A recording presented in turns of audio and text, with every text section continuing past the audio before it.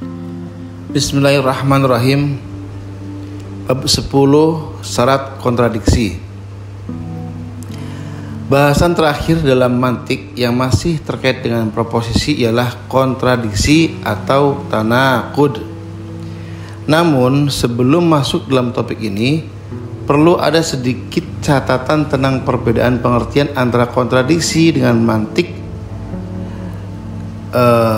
ataupun kontradiksi dalam logika modern. Logika modern membahas kontradiksi biasanya bersama dengan tautologi, dan kontradiksi bisa berlaku dalam diri suatu proposisi menurut logika modern. Maksudnya, proposisi yang kontradiktif dalam pembahasan logika modern mencakup pula proposisi yang menentang kebenaran dirinya sendiri atau self-contradictory proposition.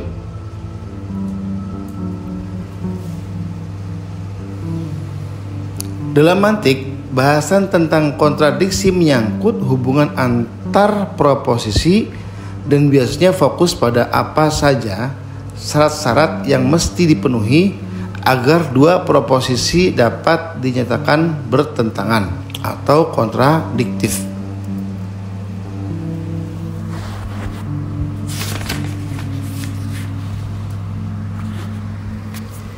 Yang dimaksud dengan tautologi dalam logika modern berlaku untuk suatu proposisi yang baik afirmasi maupun negasi terhadapnya selalu bernilai benar. Contoh, semua akan indah pada waktunya. Baik afirmasi, semua akan indah pada waktunya, maupun negasinya, semua akan tak indah pada waktunya, sama-sama bernilai benar. Kita bisa mengganti indah dalam kalimat ini dengan sedih, marah, gembira, dan kondisi lain apapun itu. Polanya semua akan X pada waktunya, dan kalimat itu akan selalu benar. Tautologi cenderung diucapkan orang sebagai kalimat retoris, alis-alis menyampaikan suatu pengetahuan baru. Jadi tautologi cenderung diucapkan orang sebagai kalimat retoris, alih-alih menyampaikan suatu pengetahuan baru. Kontradiksi menurut pengertian dalam logika modern adalah kebalikan dari tautologi. Jadi kontradiksi kebalikan dari tautologi, yakni suatu proposisi yang baik afirmasi maupun negasi terhadapnya selalu bernilai salah. Contoh, kebenaran tidak ada. Afirmasi dari proposisi ini, kebenaran tidak ada, akan menegasikan kebenaran itu dari proposisi kebenaran tidak ada itu sendiri. Dan karenanya proposisi kebenaran tidak ada menjadi salah. Negasi terhadap proposisi ini sehingga menjadi kebenaran ada juga menentang proposisi kebenaran tidak ada, dan karenanya menjadi salah. Kontradiksi dalam logika modern dirumuskan dalam bentuk konjungsi P dan bukan P. Ingat rumus konjungsinya, P dan bukan P. Dalam aturan logika, konjungsi bernilai benar hanya jika kedua konjungsi sama-sama benar. Konjungsi bernilai benar hanya jika kedua konjungsi sama-sama benar. Namun ini tidak terjadi jika rumusnya adalah P dan bukan P. Sebab apapun nilai kebenaran dari P, konjungsi P akan selalu bernilai salah. Dalam mantik, kontradiksi didefinisikan sebagai suatu pertentangan antara dua proposisi dalam hubungan sedemikian sehingga salah satu dari dua proposisi itu harus benar dan selainnya salah. alias tidak bisa benar semua atau salah semua sekaligus. Dengan pengertian ini, kontradiksi ala mantik bisa pula kita bahasakan dalam disjungsi eksklusif ala logika modern. Lihat lagi bahasan tentang ini di essay sebelumnya. Rumus disjungsi eksklusif ialah hanya P atau hanya Q dan hanya bernilai benar jika salah satu dari disjungsi bernilai benar, selainnya salah. Dengan demikian, bisa kita mengatakan bahwa kontradiksi dalam mantik sama dengan disjungsi eksklusif dalam logika modern yang bernilai salah. Jadi, kontradiksi dalam ilmu mantik sama dengan disjungsi eksklusif atau dalam logika modern yang bernilai salah. Pada hakikatnya, mantik dan logika modern tidaklah berbeda esensinya, walau istilah yang dipakai dan atau pengertiannya bisa jadi berbeda.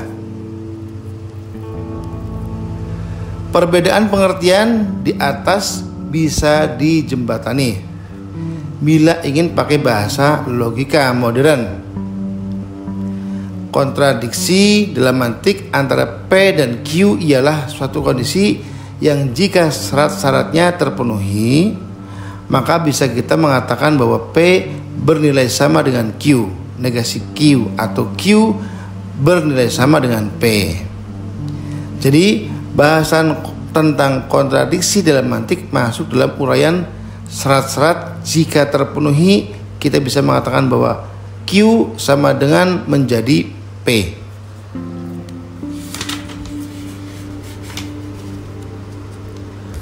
Mantik menyatakan bahwa agar dua proposisi bisa kita nyatakan kontradiktif, syarat yang harus terpenuhi ialah kedua proposisi memiliki kesamaan dalam 8 aspek dan berbeda dalam 2 aspek. Apa saja 8 aspek itu dan apa saja yang 2 itu? Pertama, 8 aspek itu yang pertama adalah subjek atau maudu. Proposisi manusia butuh makan tidak bertentangan dengan kuda butuh makan, sama-sama membutuhkan. Predikatnya atau mahmul. Proposisi manusia butuh makan tidak bertentangan dengan manusia bernafas. Catatan ini tidak berarti X salah dan X benar, bukan. Dua proposisi yang kontradiktif tadi, kata yang dipakai memang berbeda, salah dan benar. Tetapi salah adalah sama dengan tidak benar. Jadi bisa dikatakan yang bertentangan ialah X benar dan X tidak benar. Predikatnya sama, yaitu benar. Perbedaan terletak pada afirmasi dan negasi, yang juga merupakan syarat dari kontradiksi. Baca lanjut di bawah ini. Yang kedua, setelah predikat, pertama subjek, yang kedua predikat, yang ketiga waktu atau zaman. Proposisi Zaid pintar dan bodoh tidak kontradiktif jika kondisi pintar bagi Zaid mengacu pada usia dewasanya, sedangkan kondisi bodoh mengacu pada saat ia masih kecil.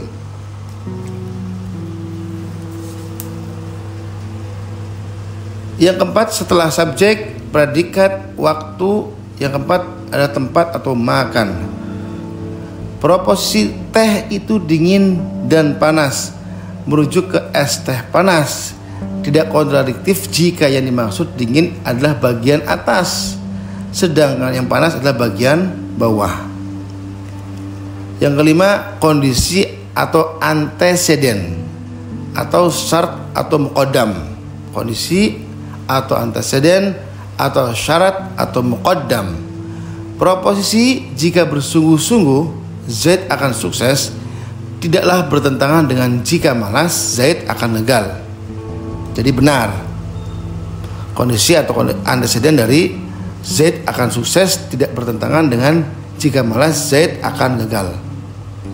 Jadi subjek, predikat, waktu, tempat, kondisi. Yang keenam, relasi atau idzafah.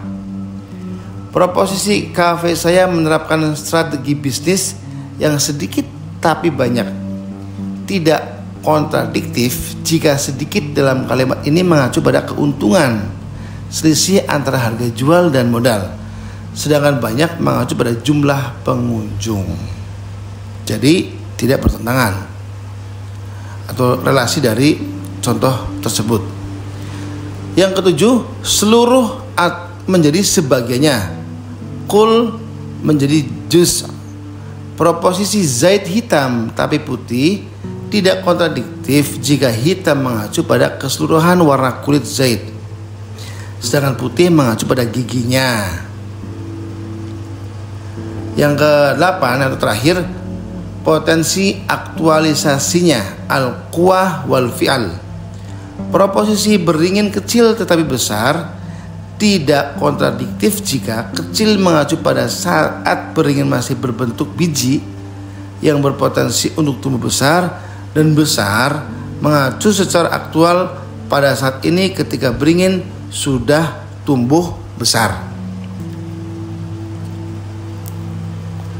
Bila sudah sama dalam 8 aspek di atas, 2 proposisi baru bisa dinyatakan bertentangan bila juga memenuhi syarat perbedaan dalam 2 aspek, yakni kamiyah atau kuantitas, maksudnya dari segi universalitas atau partikularitasnya. Yang kedua, kaifiyah atau kualitas, maksudnya dari segi afirmasi atau negasinya. Artinya, bila sudah sama dalam 8 aspek di atas, 2 proposisi baru bisa dinyatakan bertentangan bila juga memenuhi syarat perbedaan dalam 2 aspek, yakni kamiyah atau kuantitas dan kaifiyah atau kualitas.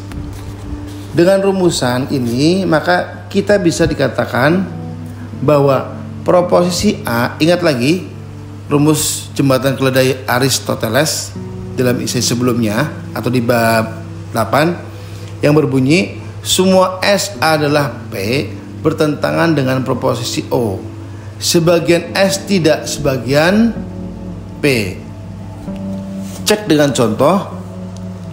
Semua mahasiswa lulus dan sebagian mahasiswanya tidak lulus. Kedua proposisi ini kontradiktif. Tidak mungkin keduanya sama-sama benar dan sama-sama salah. Keduanya kontradiktif karena memenuhi ke-8 syarat yang harus sama dan 2 syarat yang harus beda, yakni dari segi afirmasi atau negasinya dan dari segi universalitas atau partikularitasnya.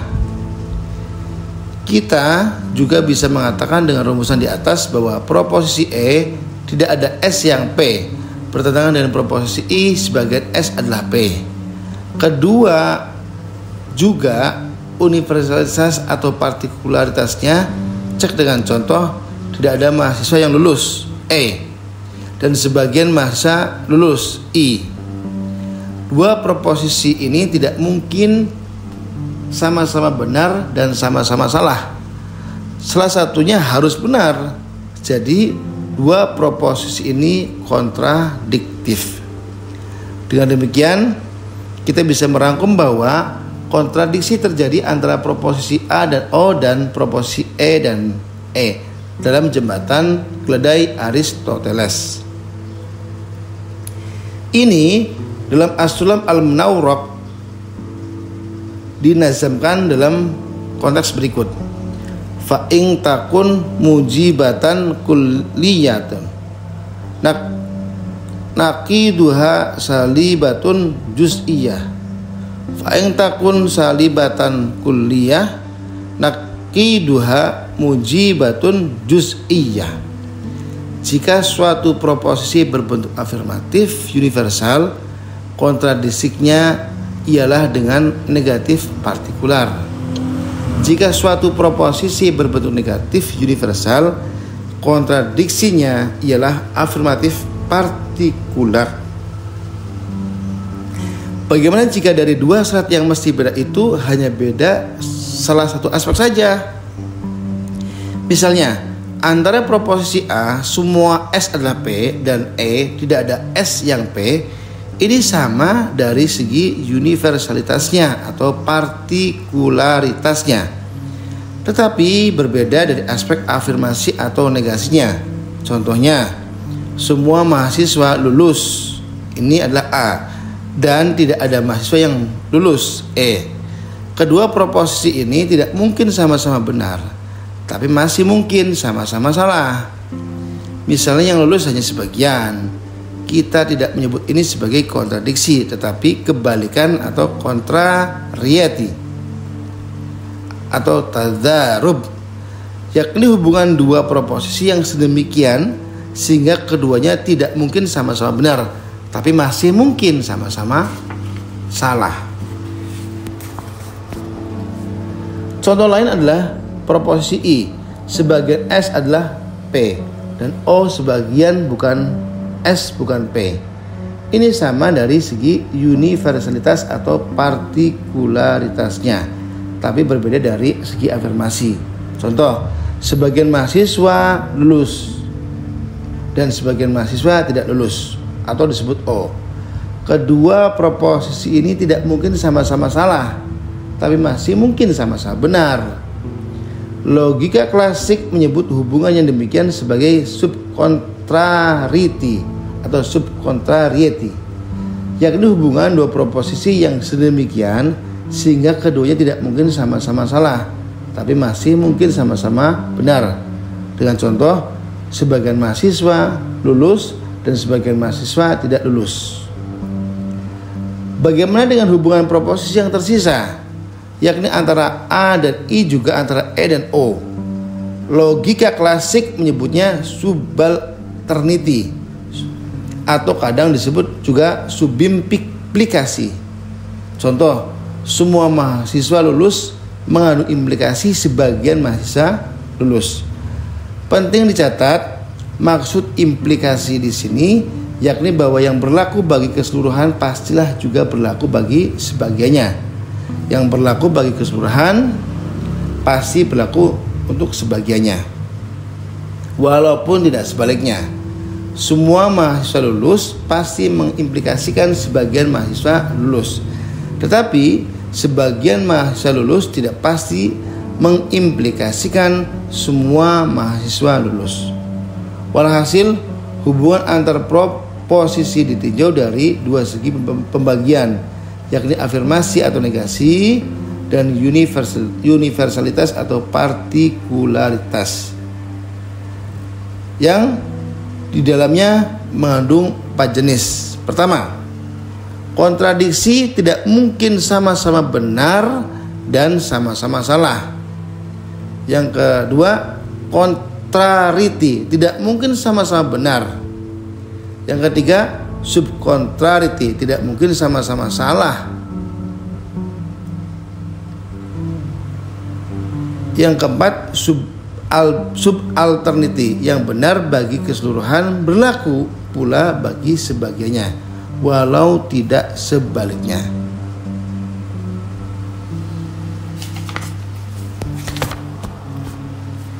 Bahasan tentang kontradiksi ini akan berguna ketika kita menganalisis perselisihan pendapat.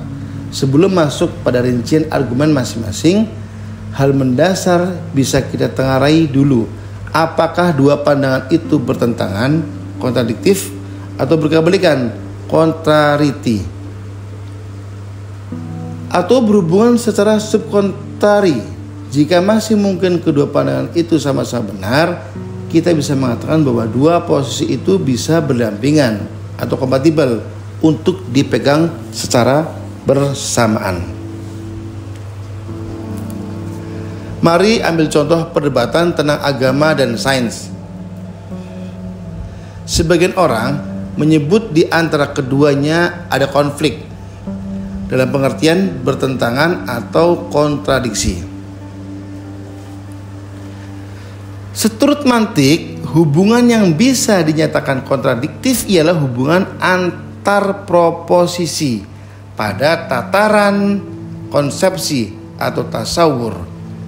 Yang baru bisa kita nyatakan ialah apakah cakupan makna atau petandanya beririsan atau tidak. Jadi, bila ditanya bagaimana hubungan sains dan agama, analisis pertama ialah apakah ada cakupan makna yang beririsan di antara keduanya.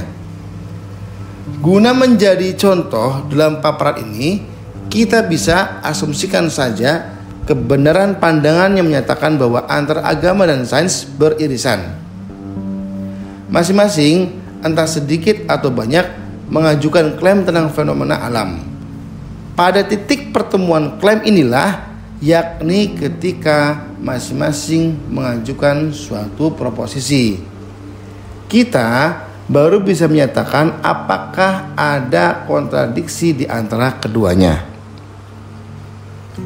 Ambil contoh dari apa yang oleh sebagian orang dianggap bukti pertentangan agama dan sains. Sains mengatakan manusia berasal dari evolusi, dan agama, kita ambil contoh dari agama Islam misalnya, mengatakan manusia berasal dari turab, sering diterjemahkan dengan debu atau tanah. Apakah keduanya kontradiktif? Yang pertama, menurut sains manusia berasal dari evolusi, sedangkan menurut agama, kita ambil contoh agama Islam, mengatakan manusia berasal dari debu atau tanah. Apakah keduanya kontradiktif? Pertama, kedua proposisi ini berbeda predikat. Ingat, syarat kedua dari kontradiktif dan status dua predikat itu masih menyimpan kemungkinan untuk sama-sama benar. Jadi menurut sains bahwa manusia berasal dari evolusi, dan menurut agama manusia berangkat dari debu, itu kemungkinannya untuk sama-sama benar. Bisa saja skenarionya ialah manusia berasal dari evolusi yang bila ditaruh jauh ke belakang, evolusi ini bermula dari organisme pertama yang sudah dapat disebut hidup. Dan organisme pertama ini berasal dari turab, tanah atau debu. Dengan kalimat lain, bila saat berwujud turab ialah waktu A, lalu saat berwujud organisme pertama ialah waktu J, dan saat sudah menjadi manusia ialah waktu Z. Kita bisa menyatakan bahwa agama menarasikan bahwa penciptaan manusia di waktu Z berasal dari wujud dari waktu A, sementara sains bilang manusia di waktu Z berasal dari wujud pada waktu J. Kedua klaim ini tidak menegasikan satu sama lain, jadi tidak kontradiktif. Akan lain halnya bila sains berkata manusia mustahil berasal dari turab, atau agama mengklaim manusia mustahil berasal dari evolusi. Bila kalimatnya demikian, barulah kita bisa menyatakan keduanya kontradiktif. Mari ambil contoh lain dari klaim kelompok yang menyatakan ada konflik agama dan sains. Di antara klaim sains, lebih persisnya klaim yang bagi kelompok ini merupakan klaim saintifik, ada yang berbunyi alam semesta hanya bekerja seturut kausasi atau penyebaban natural. Maksudnya tidak ada sebab akibat di luar proses alamiah. Dengan kalimat lain, tidak ada kuasa kausasi supranatural. Di sisi lain, agama, lebih-lebih agama-agama monoteis, menyatakan ada kausasi supranatural. Maksudnya ada peran Tuhan, entah bagaimana caranya dalam proses sebab akibat di alam. Jadi klaim sains itu bisa difrasekan menjadi tidak ada kausasi supranatural, dan klaim agama berbunyi ada kausasi supranatural. Dua klaim jenis ini kontradiktif. Keduanya tidak mungkin sama-sama benar dan sama-sama salah sekaligus. Salah satu harus ada yang benar. Namun, benarkah klaim tidak ada kausasi supranatural itu sendiri merupakan klaim sains? Kan itu pertanyaannya. Saya termasuk yang mengatakan tidak. Ini membutuhkan uraian argumen yang panjang dan memerlukan tulisan tersendiri yang akan dipaparkan pada esai bagian akhir dari buku ini.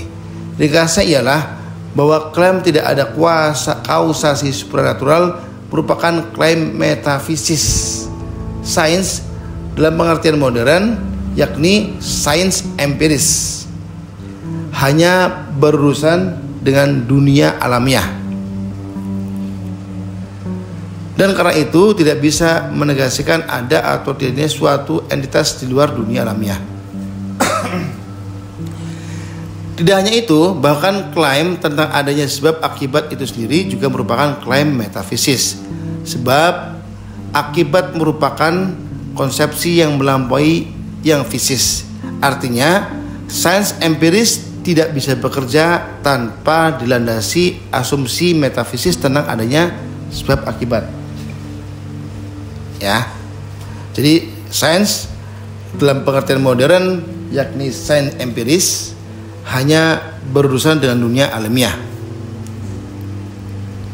Namun, sains dalam pengertian yang ketat maksimal hanya bisa berkata bahwa ada kausasi natural, terlepas apakah kausasi supranatural ada atau tidak. Dengan demikian, tidak ada kontradiksi dengan klaim bahwa agama merupakan kausasi supranatural. Keduanya berbeda subjek. Ingat, syarat pertama kontradiksi, tidak menegasikan satu sama lain, dan masih mungkin untuk dipegang bersama-sama. Jadi, menyangkut isu ini, agama dan sains tidak berkonflik. Klaim tidak ada kausasi supranatural persisnya ialah klaim naturalisme, satu posisi filosofis yang menegasikan adanya penyebaban di luar mekanisme alam, yang juga berarti penyangkalan akan adanya Tuhan. Jadi yang berkonflik bukanlah antara agama dan sains, melainkan antara agama dan naturalisme, dan pertentangan terjadi di tataran metafisis. Untuk bisa menyatakan bahwa agama dan sains berkonflik, yang kita analisis ialah masing-masing klaimnya. Beban pembuktian, burden of proof dalam hal ini pada pihak yang mendaku ada konflik. Ini seturut adagium klasik al-bayyinatu lil mudda'i, bukti terbebankan pada pihak yang mengajukan klaim. Jadi pada dasarnya hubungan antara agama dan sains adalah baik-baik saja, hingga ada bukti dari pihak yang mendaku sebaliknya. Misalnya bukti secara alamiah yang disangkakan oleh saintifik itu sendiri, karena sifatnya sains adalah sains empiris atau alamiah.